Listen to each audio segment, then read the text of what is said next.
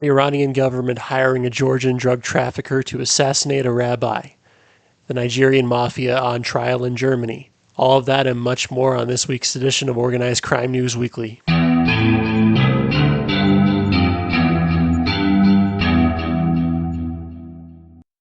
Welcome back to this week's edition of Organized Crime News Weekly. This is the weekly show where we discuss the goings-on in the global criminal underworld. And once again, before I start, just a reminder to please like, share, and subscribe so we can help grow this channel. All right, our first story, a trial has started this week in Munich, Germany, where 12 members of the Black Axe, which some also call the Nigerian Mafia, they are accused of being part of a criminal organization that committed cybercrimes such as romance scamming. They were also accused of money laundering as well as sexual exploitation. One of these people that was scammed was a woman who was defrauded of 235,000 euros or $257,000. The charges in this indictment stem from a raid conducted by the Munich Public Prosecutor's Office in April 2024. Now let's get some background on the group that is at the forefront of this trial, the Black Axe. They have their roots in the Neo-Black movement of Africa, formed in 1977 as a student organization at the University of Benin in Nigeria. The NBM was formed as a male brotherhood focused on, and I quote, intellectual radicalism in pursuit of Pan-African struggles. They adopted as their logo a black axe, smashing the shackles of colonialism. The NBM spread out to many universities throughout Nigeria in the 1980s, and the Black Axe formed as a subgroup of the NBM in the 1990s and became a more violent group as they claimed to be fighting against oppression and standing for African ideals. But it wasn't until last year that the NBM publicly separated from the Black Axe. Black Axe, since its formation in the 1990s, has morphed into a transnational criminal organization with at least 30,000 members throughout the world involved in crimes such as identity theft, fraud, drug trafficking, human trafficking, running prostitution rackets, and money laundering. And they're also even accused of election fraud committed throughout Nigeria. And in Nigeria, they are considered cults by the Nigerian authorities due to their rituals, which include practices such as drinking blood and the fact that they worship Korofo, whom they call the unseen god, or the devil to guide all men. They've come into contact with other similar student organizations that have morphed into mafia-like organizations, and this has led to many massacres throughout Nigeria over the years. And Black Axe has set up in many countries throughout Europe, and they have become heavily involved in smuggling women into countries and forcing them into prostitution. They mainly smuggle them up through northern Africa and have them smuggled across the Mediterranean Sea. And the most common destination for a lot of these women is Italy, where the Black Axe have set up a strong base and they have formed alliances with powerful groups such as the Camorra and the Sicilian Cosa Nostra.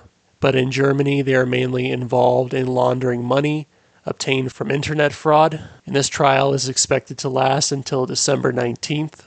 You don't hear about the Black Axe very much in news circles, but I find them very interesting because initially they started out, as I mentioned, as basically a fraternity on a college campus, and they morphed into what they are now, which is basically a worldwide mafia. And they're responsible for a lot of fraud going on throughout the world. Many people think of the Nigerian prince email scams back in the 1990s, and it's alleged that they were and are still responsible for a lot of those types of email scams going on. A very fascinating story, and just goes to show the globalization of organized crime in the 21st century. And this trial looks like it's going to go on for a very long time, but we shall stay tuned to see what happens. Okay, our next story, we're going to Haiti, a place that has seen extreme amounts of violence and warfare going on past few years, especially the past couple weeks. And just this past week, armed gangs from Canaan, a suburb of Port-au-Prince, which is the capital of Haiti, they stormed a prison in the city of Mirbalai, where they freed over 500 inmates. The gangs also raided the Mirbalai hospital and launched attacks on residential neighborhoods. Among the victims of these attacks were 2 nuns belonging to the Order of St. Teresa, who were killed. Haiti's national police deployed reinforcements to the prison, which led to a violent clash where at least 30 gang members were killed. And in this conflict, 3 police officers were injured as well. After this outbreak of violence, thousands of protesters clashed with police on April 2nd, with some brandishing machetes and makeshift weapons as they protested the surge in gang violence and the government's failure to counteract the gangs. And it's said that the police dispersed the protest using tear gas and automatic gunfire. A recent United Nations report states that more than 4,200 people have been killed across Haiti from July of last year to February this year, with another 1,356 being injured. Haitian police officers who have been fighting this war with the gangs for the past few years are greatly outnumbered and are having to be supplemented by a UN-backed mission led by the Kenyan police, of all people, as larger countries like the United States have been very hesitant to provide aid to the Haitians. However, the presence of these Kenyan police officers in Haiti has caused great backlash from Haitians, and as of right now, gangs are said to control 85% of the capital of Haiti, Port-au-Prince, and it's said that they've caused more than 60,000 people in the capital to flee their homes, as gangs in Haiti have caused the local economy to freeze, and this has also led to mass hunger as they continue to kill, extort, and commit mass rapes throughout Haitian communities. Media outlets are reporting that Port-au-Prince is on the verge of being completely taken over by the gangs, and Port-au-Prince has been the site of an ongoing gang war since 2020. The war was initially being fought mainly between gangs such as the G9 family and its rival G-PEP.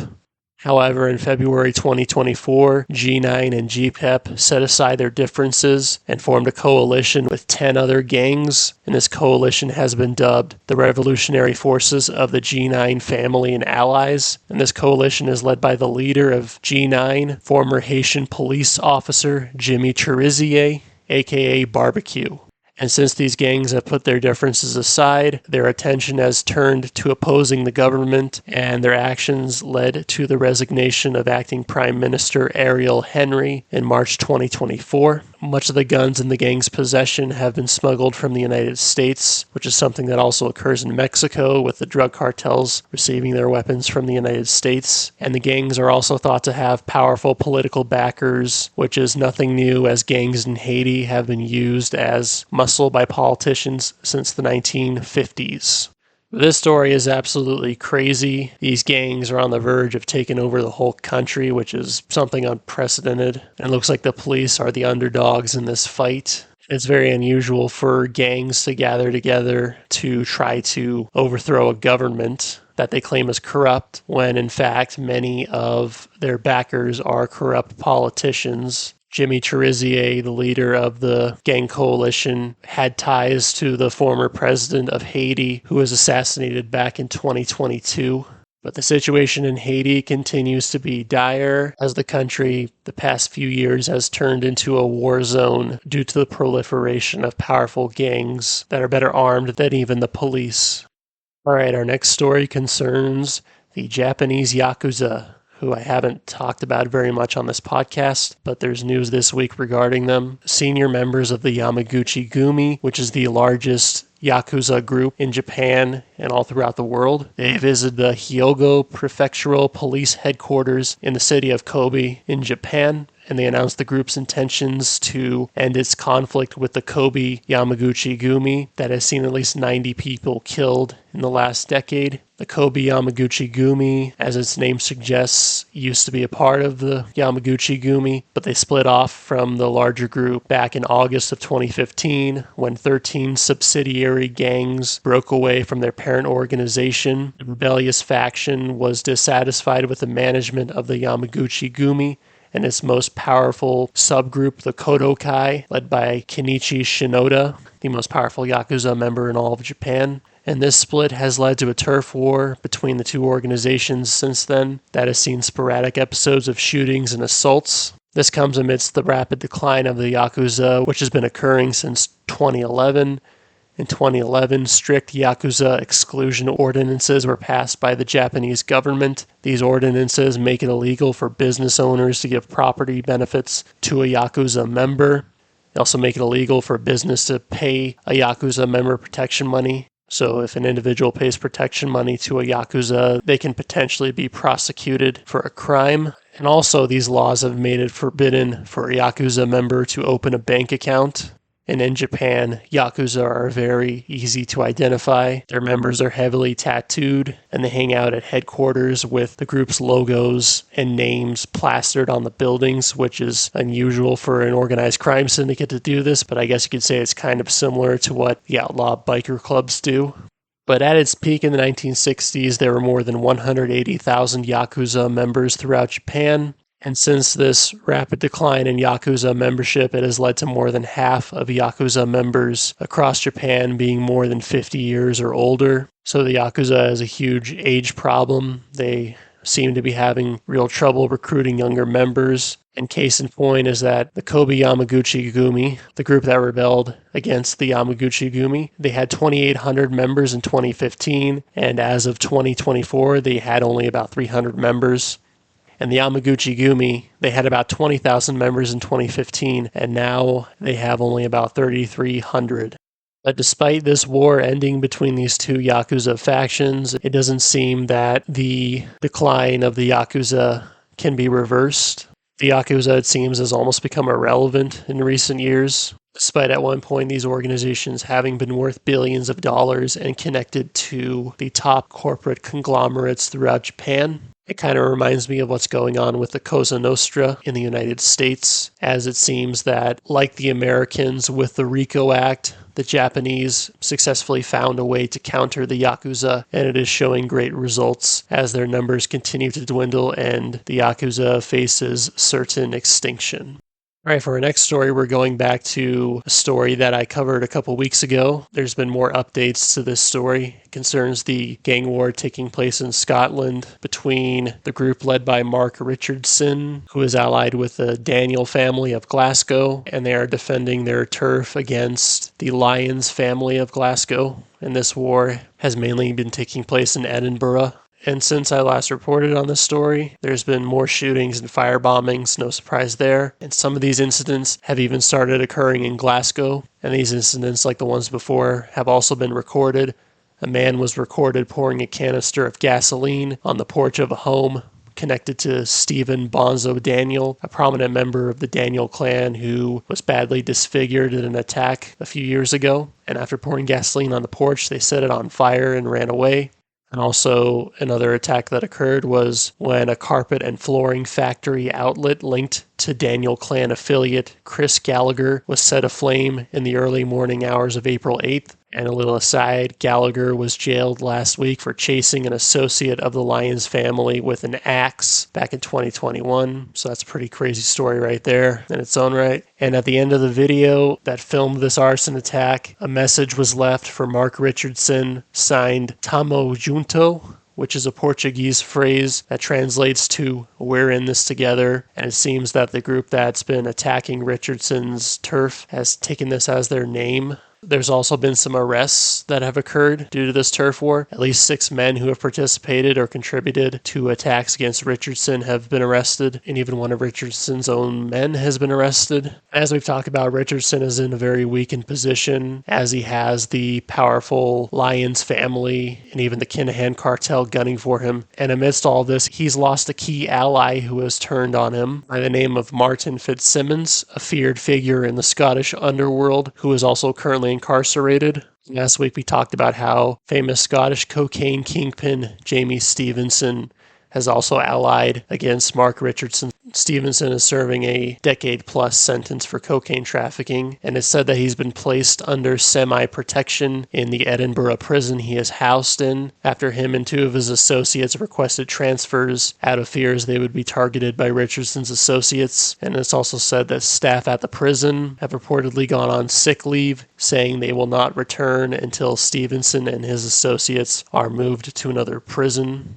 And another major update that occurred since I last talked about this story, it's been discovered that the main person behind these attacks against Richardson is as of now unnamed and is only known by the alias of Miami. He's based out of Dubai. Surprise, surprise. And he was once a member of the Union Bears Ultra of the Rangers Football Club, Ultras being fan organizations of soccer clubs. A lot of them tend to be involved in organized crime. And Miami has links to James the Don White, powerful cocaine trafficker who took over the gang once headed by the Gillespie brothers.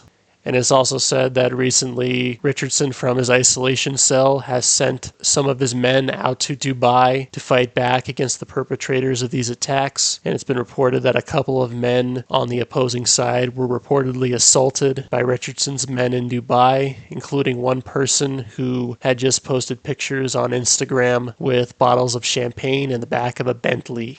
But this war continues to rage on in Scotland. Surprisingly, there's been no fatalities yet, but we shall see. It looks like Richardson's situation is increasingly desperate, but it doesn't look like he's backing down. And this war just continues to escalate, and it shows no signs of slowing down.